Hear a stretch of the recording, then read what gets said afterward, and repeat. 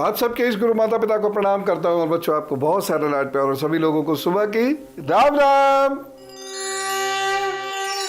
मैं आज जिस विषय पर बात करने जा रहा हूं वह विषय सुनने में तो लगेगा कि अरे तो सामान्य सी बात है, इसमें तो और कुछ खास बात है नहीं, सभी बच्चे शर्माते हैं, सभी लोग शर्माते हैं। लेकिन ये वो शर्म की बात नहीं कर रहा हूँ, मैं शायद नेचर की बात कर रहा हूँ। और शायद नेचर को मैं ज्योतिष के तरीके से देखता हूँ या इवन साइकोलॉजी के तरीके से भी देखी जाए तो वह काफ़ी बड़ी संकट उत्पन्न करने वाली बात भी हो सकती है किसी के व्यक्तित्व में। सोशल डेवलपमेंट रोक सकती है ये चीज़, और हम इसको ज्योतिष के तरीके से बिल्कुल अलग से डिफाइन करते हैं। और मैं आपसे रिक्वेस्ट करता हूं कि आपकी यदि ऐसी नेचर है कि आप शाय हैं या आपके घर में खास तौर से बच्चों की ऐसी नेचर है कि वो शाय हैं, तो फिर कुछ बातों को बहुत गौर से सुनने समझने की ज़रूरत है। यहाँ शाय नेचर के 3 संकेत मैं आपको बता रहा हूँ, अगर वह आपके अंदर है तो बहुत ध्यान से सुनिए मेरी बात। पहले चीज़ तो यह है कि वह अपनी भावनाओं को एक्सप्रेस नहीं कर पाते। दूसरी चीज़ है वह दूसरे की भावनाओं को भी ढंग से रिसीव नहीं कर पाते, क्योंकि जिसकी नेचर शाय होगी उसकी रिसेप्टिविटी कमज़ोर होती है, यानी वह दूसरे की बात को बहुत गहराई से सुन नहीं पाता। और तीसरी बहुत महत्वपूर्ण चीज़ यह है कि उसके अंदर भावुकता इतनी ज़्यादा होती चली जाती है और एक्सप्रेशन इतना कम होता चला जाता है कि वह अंदर ही अंदर घुटने लग जाता है। हम इसे ज्योतिष के नज़रिए से देखें तो चंद्रमा और केतु जब भी कुंडली के अंदर बहुत बुरा परिणाम देते हैं तब व्यक्ति के अंदर ये परेशानी उत्पन्न होनी शुरू हो जाती है। कैसे ये परेशानी उत्पन्न होती है? अपनी भावनाओं की अभिव्यक्ति नहीं कर पाता, उसके अंदर अपनी भावनाओं को अभिव्यक्त करते समय एक डर होता है। जिस शर्माने की बात आप गानों में सुनते हैं वह शर्माने से बिल्कुल अलग है, वह अभिव्यक्ति का एक प्रकार है। लेकिन यहां जो हम बात कर रहे हैं वह यह है कि अभिव्यक्ति हो ही नहीं पा रही है, संप्रेषण हो ही नहीं पा रहा, कम्युनिकेशन एस्टैब्लिश नहीं हो पा रहा है, क्योंकि व्यक्ति अपनी बात कह नहीं पा रहा। और यदि बच्चे के अंदर यह बात निकाली नहीं जाएगी तो आगे जाकर ऐसा बच्चा अपने सोशल बिहेवियर में बहुत कमजोर होता चला जाता है, घुटन होनी शुरू होती है। और बहुत शर्मीले बच्चों को आप देखिएगा कफ के या ठंड के गंभीर रोग आगे जाकर हो जाते हैं, क्योंकि चंद्रमा डिस्टर्ब्ड है। और दूसरी चीज यह है कि वह दूसरे के संप्रेषण को सुन नहीं पा रहा, क्योंकि उसके अंदर एक भय है जो उसके व्यक्तित्व में स्थिरता और स्थायित्व नहीं दे रहा है। यानी केतु वह किसी व्यक्ति की बात को पूरे गौर से सुनेगा नहीं, वहां से भागने की कोशिश करेगा, वो आधी बात सुन के वहां से हटने की कोशिश करेगा, क्योंकि आंख से आंख मिलाकर वह बात नहीं कर पा सकता। इसीलिए ये 3 लक्षण यदि हैं किसी व्यक्ति के अंदर, वो बड़े स्त्री पुरुष हों या वो बच्चे हों, तो ध्यान दीजिए। मैं आपको कुछ उपाय बता रहा हूं, क्योंकि यह बात अगर दूर नहीं हुई तो व्यक्तित्व बेहद कमजोर रह जाएगा।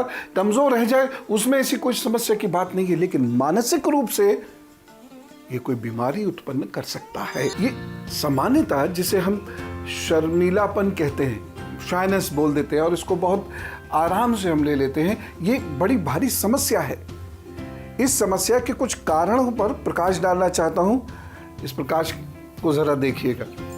शर्मीलापन ये जेनेटिक भी हो सकता है, अनुवांशिक, पीढ़ी दर पीढ़ी चली आती है बात। और कई घर आपको ऐसे मिलेंगे जिसमें लोग अपने मन की बात कह ही नहीं पाते, संकोच करते हैं, हर बात में संकोच करते हैं। तो ये जो शब्द होता है ना, संकोच करना, शर्मीलापन, मूलतः ये मानसिक कमजोरी है, क्योंकि आप समय पे अपनी बात कह ही नहीं पाएंगे, अपने भावों की अभिव्यक्ति कर ही नहीं पाएंगे और दूसरे की बात को ढंग से पेशेंटली सुन नहीं पाएंगे, जिसकी वजह से आपके सामाजिक संबंध बेहद कमज़ोर होते जाते हैं और आप जैसे नहीं होते हैं, लेकिन फिर भी आपकी छवि लोगों में वैसी पहुंचती चली जाती है। इसीलिए मैं इस बात पर बहुत ज़ोर दे के कह रहा हूं कि यदि आपके अंदर ये समस्या है तो उपाय मैं बताऊंगा, आप इसे ठीक कीजिएगा।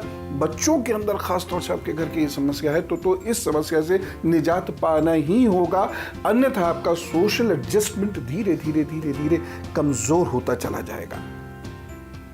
सोशल एडजस्टमेंट के बारे में मैंने शनि, चंद्रमा और केतु को लेकर एक दिन आपको बहुत अच्छे से समझाया था ना, ध्यान है?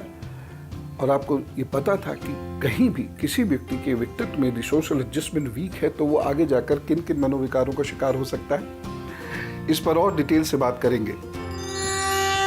कुछ उपायों का ध्यान जरूर रखें। और फटाफट इसको नोट कीजिए। सबसे इम्पॉर्टेंट बात यदि बच्चों के संबंध में कहें उन्हें, तो पेरेंट्स बहुत ध्यान रखें अपने बच्चों के और अपने रिलेशंस का।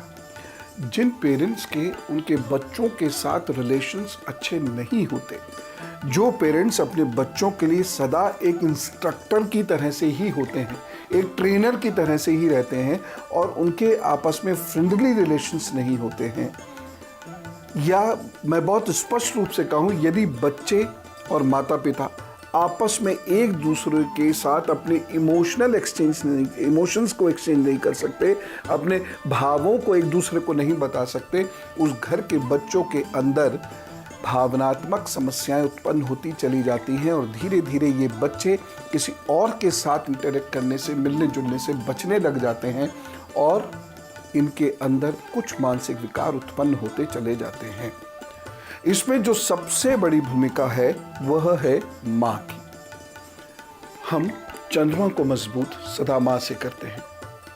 कुछ पहनने वगैरह से इसमें कोई बहुत विशेष लाभ नहीं मिलेगा। माएँ अपने बच्चों को अपने बाएं बिठाएं और अपना स्पर्श दें उन्हें। इस प्रकार से स्पर्श देकर बैठें, बात करें। लंबे समय तक ये एक दिनचर्या का हिस्सा ही बनाकर काम कीजिएगा। इसमें साल 2 साल लगेंगे, क्योंकि मानसिक विकार इतनी जल्द ठीक नहीं होते। शारीरिक विकार बहुत जल्द ठीक हो जाते हैं, लेकिन मन को ठीक होते होते या विकारों को दूर होते होते बहुत वक्त लग जाता है। इस प्रकार से आप बैठिए, धीरे धीरे आप उनसे बातचीत करते रहिए और आप खुद महसूस करेंगे एक वक्त के बाद बच्चे के अंदर परिवर्तन आ रहा है। वह आपसे अपने इमोशंस के बारे में, अपने भावों के बारे में अपनी अभिव्यक्ति करने लगा है। फिर धीरे धीरे आप देखेंगे वह दूसरों से भी बातें करने लगा है। फिर और धीरे धीरे देखेंगे कि वह दूसरों से बहुत खुल के बोलने लगा है। जब यह हो जाए समझ लीजिए आपका काम पूरा हो गया। लेकिन इसके साथ कुछ और उपाय भी करने बेहद आवश्यक हैं, क्योंकि ये वो विकार है जो समय रहते यदि नहीं निकला तो जीवन में बहुत घुटन होगी। जो बड़े लोग हैं वो मेरी बात को समझ रहे होंगे। वो सारे लोग जो अपने ही अंदर घुट के रह जाते हैं, अपनी बात को किसी से कह नहीं पाते हैं, या कोई उनसे कुछ भी कह जाता है और वह उसका उत्तर नहीं दे पाते हैं, ऐसे लोगों को कितनी घुटन अपने अंदर होती होगी। बच्चों में ये विकृति मत आने दीजिएगा। और अब कुछ खास उपाय गुरु मंत्र में, और मैं जो अब उपाय बता रहा हूं इसे बहुत गौर से सुनिए और मैं पुनः आपसे निवेदन कर रहा हूं कि इस समस्या को आप सीरियसली लीजिएगा। अश्वगंध, यह हर हालत में ऐसे लोगों को खानी चाहिए जो ज़रा सी बात पर बहुत शर्मा जाते हैं और इस तरीके से वो शाये हो जाते हैं कि अपनी बात कह नहीं पाते, दूसरे की बात सुनते नहीं हैं और वह लोगों के बीच में से हट के कहीं चले जाना चाहते हैं, कहीं साइड में जाकर खड़े हो जाना चाहते हैं। अश्वगंध का सेवन आपको ज़रूर करना है।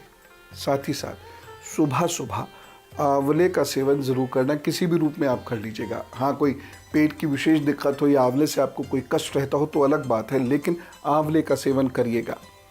तीसरी चीज़ है प्राणायाम।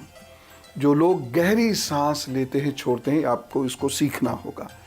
धीरे धीरे अपने इस विकार से वह मुक्त हो सकते हैं। चौथी बहुत महत्वपूर्ण बात है, ऐसे लोगों को दिन में दाहिना स्वर चलाना चाहिए। मैं उल्टा बता रहा हूँ, लेकिन जो बता रहा हूँ उसे ध्यान से सुनिए।